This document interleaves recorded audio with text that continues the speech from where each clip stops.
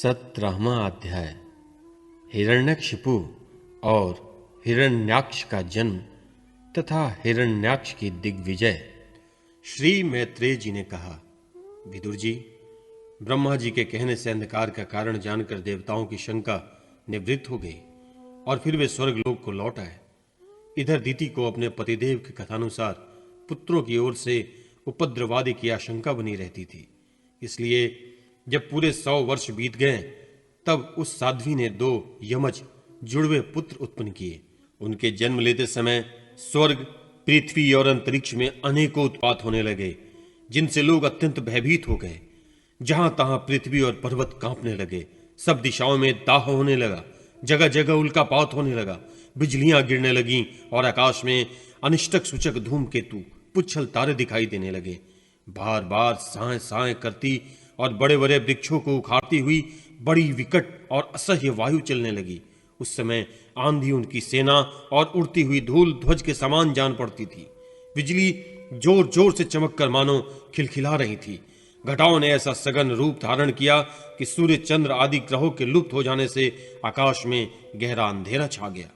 उस समय कहीं कुछ दिखाई न देता था।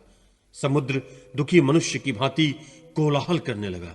उसमें ऊंची ऊंची तरंगे उठने लगी और उसके भीतर रहने वाले जीवों में बड़ी हलचल मच गई। नदियों तथा अन्य जलाशयों में भी बड़ी खलबली मच गई और उनके कमल सूख गए। सूर्य और चंद्रमा बार बार ग्रसे जाने लगे तथा उनके चारों ओर अमंगल सूचक मंडल बैठने लगा। बिना बादलों के ही गरजने का शब्द होने लगा तथा गुफाओं में से रथ की घरघराहट सा शब्द निकलने लगा। गांव में गीदड़ और उल्लुओं के भयानक शब्द के साथ ही सियारियां मुख से दहकती हुई आग उगालकर बड़ा अमंगल शब्द करने लगी। जहां तहां कुत्ते अपनी गर्दन ऊपर उठाकर कभी गाने और कभी रोने के समान भांति भांति के शब्द करने लगे। विदुर जी, झुंड के झुंड गधे अपने कठोर खुरों से पृथ्वी खोदते और रेंकने का शब्द करते मतवाले होकर इधर उधर दौड़ने लगे। पक्षी गधों के शब्द से डर कर रोते चिल्लाते अपने घोंसलों में उड़ने लगे।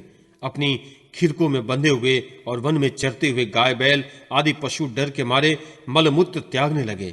गौवें ऐसी डर गईं कि दूहने पर उसके थानों से खून निकलने लगा। बादल पीप की वर्षा करने लगे। देव मूर्तियों की आंखों से आंसू बहने लगे और आंधी के बिना ही वृक्ष उखड़ उखड़ कर गिरने लगे। शनि, राहु आदि क्रूर ग्रह प्रबल होकर चंद्र, बृहस्पति आदि सौम्य ग्रहों तथा बहुत से नक्षत्रों को लांघकर वक्र गति से चलने लगे तथा आपस में युद्ध करने लगे।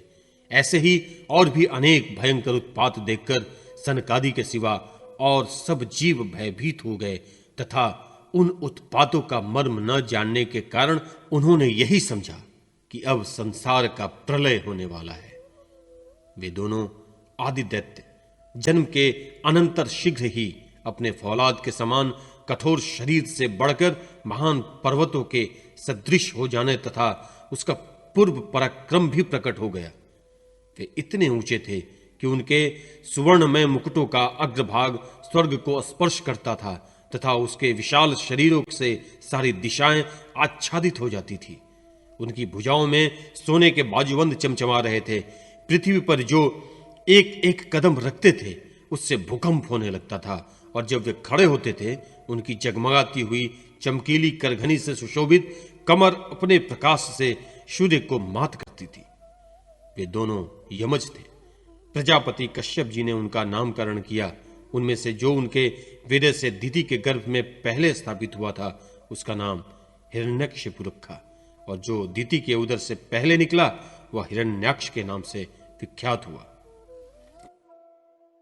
हिरण्यकशिपु ब्रह्मा जी के वर से मृत्यु भय से मुक्त हो जाने के कारण बड़ा उद्यत हो गया था। उसने अपनी भुजाओं के बल से लोकपालों के सहित तीनों लोकों को अपने वश में कर लिया। वह अपने छोटे भाई हिरण्याक्ष को बहुत चाहता था और वह भी सदा अपने बड़े भाई का प्रिय कार्य करता रहता था। एक दिन वह हिरण्याक्ष हाथ में गदा लिए हुए युद्ध का अवसर ढूंढता हुआ स्वर्गलोक में जा पहुंचा। उसका वेग बड़ा असह्य था। उसके पैरों में सोने के नुपुरों की झनकार हो रही थी। गले में विजय सूचक माला धारण किए हुए और कंधे पर विशाल गदा रखी हुई थी। उसके मनोबल, शारीरिक बल तथा ब्रह्मा जी के वर ने उसे मतवाला कर रखा था। इसलिए वह सर्वथा निरंकुश और निर्भय हो रहा था। उसे देखकर देवता लोग डर के मारे वैसे ही जहां तहां छिप गए, जैसे गरुड़ के डर से सांप छिप जाते हैं। जब दैत्यराज हिरण्यक्ष ने देखा कि मेरे तेज के सामने बड़े बड़े गर्वीले इंद्रादि देवता भी छिप गए हैं, तब उन्हें अपने सामने न देखकर वह एक बार भयंकर गर्जना करने लगा। फिर वह महाबली दैत्य वहां से लौटकर जल क्रीड़ा करने के लिए मतवाले हाथी के समान गहरे समुद्र में घुस गया, जिसमें लहरों की बड़ी भयंकर गर्जना हो रही थी। ज्यों ही उसने समुद्र में पैर रखा कि डर के मारे वरुण के सैनिक जलचर जीव हकबका गए और किसी प्रकार भी छेड़छाड़ न करने पर भी वे उसकी धाक से ही घबराकर बहुत दूर भाग गए। महाबली हिरण्याक्ष अनेक वर्षों तक समुद्र में ही घूमता और सामने किसी प्रतिपक्षी को न पाकर बार बार वायु वेग से उठी हुई उसकी प्रचंड तरंगों पर ही अपनी लोहमयी गदा को आजमाता रहा। इस प्रकार घूमते घूमते वह वरुण की राजधानी विभावपुरी में जा पहुंचा।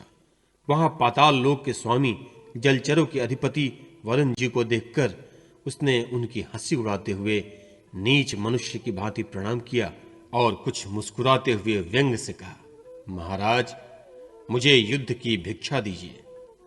प्रभु, आप तो लोकपालक राजा और बड़े कीर्तिशाली हैं। जो लोग अपने को बांका वीर समझते थे, उनके वीर मद को भी आप चूर्ण कर चुके हैं और पहले एक बार आपने संसार के समस्त दैत्य दानवों को जीतकर राजसूय यज्ञ भी किया था।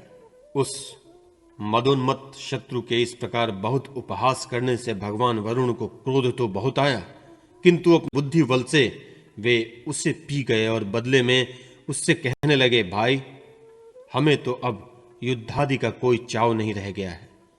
भगवान पुराण पुरुष के सिवा हमें और कोई ऐसा नहीं दिखता जो तुम जैसे रणकुशल वीर को युद्ध में संतुष्ट कर सके।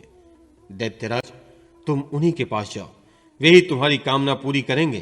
तुम जैसे वीर उन्हीं का गुणगान किया करते हैं। वे बड़े वीर हैं।